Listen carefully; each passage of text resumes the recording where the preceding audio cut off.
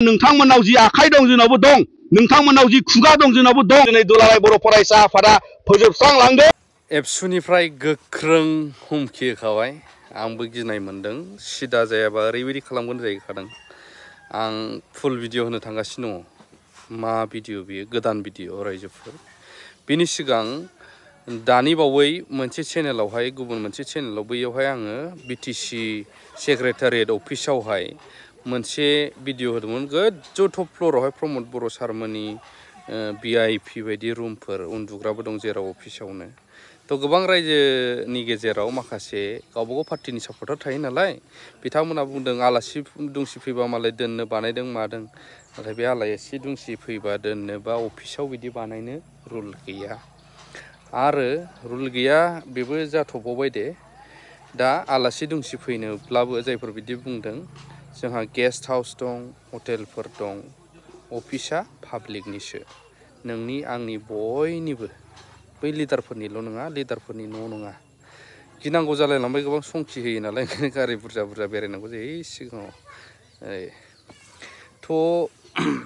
एबसुनि आं फुल भिडिअ होगासिनो दं बेनि सिगां मोननैसो बे आंनि साननाय दे रायजोफोर आंनि साननाय मोजां ना गाज्रि नोंथांमोनाबो एसे एनालाइज खालामबानो जाबाय लिडारफ्रा गोबां समाव देरहायो नाथाय दसेनो खायफा गाज्रिबो मोनजायो फेजेनफिनजानाय बा फेजेनफिननांगौबो जायो बे खारना मा आं बेखौ आंनि मोनदांनायनिफ्राय एसे बुंनो गोसो जायो दा लिडारफ्रा जुदि गाव गाव आजिखालिथ' डिजिटेल मुगा नङा होमबासै डिजिटेल मुगायाव मा खालामनो हायो MCLAफ्राबो थाफाग्राफोरा किसुमान खेथ्रआव मालाबा गाज्रि मावो मोजां मावो आं बेखौ बुंनो थाङा नाथाय थाफाग्राफ्रा मोजां लिड लायोब्ला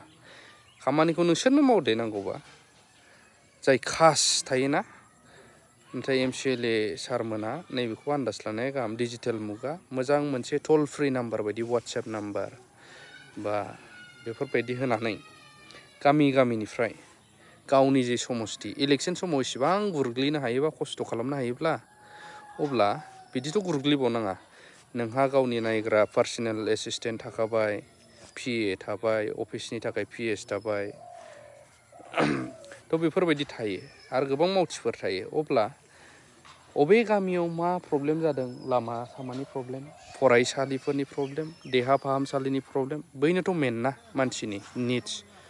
गावबागाव पार्सनेल न'आथ' थानो आन्था बयहाबो दं आजिखालि लामा सामा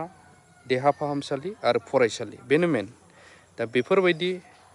बबे बबे गामियाव आरो लोंग्रा दैनि खस्थ' बेफोरखौ जाहाथे गामियारिफ्रा गावसोरनो कमप्लेन टाइप मोनसे हरनो हायो अनलाइनै बेखौ बानायनानै होयोब्ला सारमोना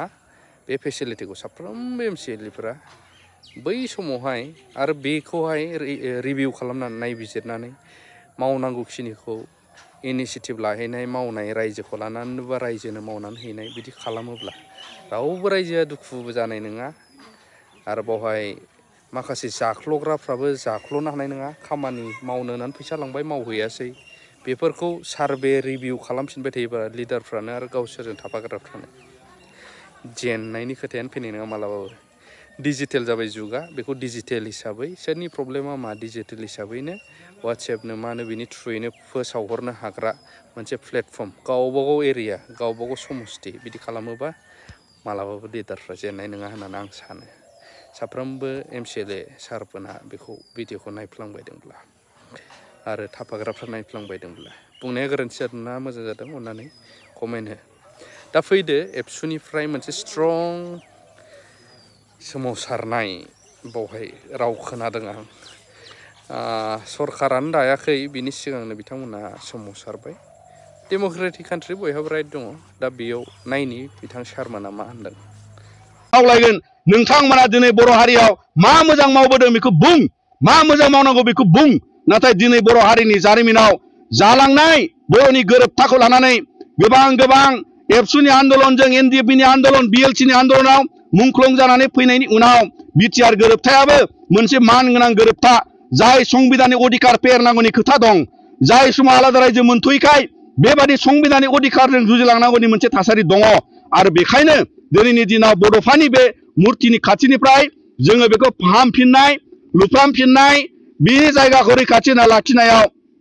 दुलाराय बर' फरायसा आफादा जोङो बिफाव लागोन आरो बर' हारिखौ रैखाथि होलांनायाव दुलाराय बर' फरायसा आफादा बिफाव लागोन आरो बेबादिनो दिनैनि दिनाव बर' हारियाव जुदि बेबादि गेदा गिदि मानसि जोनोम जानो नागिरनायखौबो लानानै दिनै जोङो बिथांमोनखौबो सिदा खालामनायनि थाखाय दुलाराय बर' फरायसा आफादा खामानि मावलांगोन मानोना नोंथांमोननाव जि आखाइ दं जोंनावबो दं नोंथांमोननाव जि खुगा दं जोंनावबो दं नोंथांमोननाव जिबादि आथिं दं जोंनावबो दं आरो बर' हारिनि जारिमिनाव दुलाराय बर' फरायसा आफादा गणतान्त्रिक आन्दलन सिलाइनि आन्दलन आरो गुबुन गुबुन रोखोमनि आन्दलनखौ बारसिबोनाय बे दिनैनि दुलाराय बर' फरायसा आफादा दा नंखायनो दानि जेट जेनेरेशननि गोदान जेनेरेशननि आथालनि दुलाराय बर' फरायसा आफादनि सायावबो नोंथांमोना दिनै खैसारियाव दुसिनानै बायदिसिना बानसावनानै बर' हारिनि मान सन्मानखौ बड'फानि मुर्ति देख्लानानै मान सन्मान हानि खालामनो नागिरनाय जायफोर मानसिफोर सुबुंफोरा जोनोम मोनदों बेफोरखौ दिनै दुलाराय बर' फरायसा आफादा फोजोबस्रांलांगोन आरो बर' हारियाव बेबायदि मोनसे मोजां थासारि गायसननायाव जों खामानि मावगोन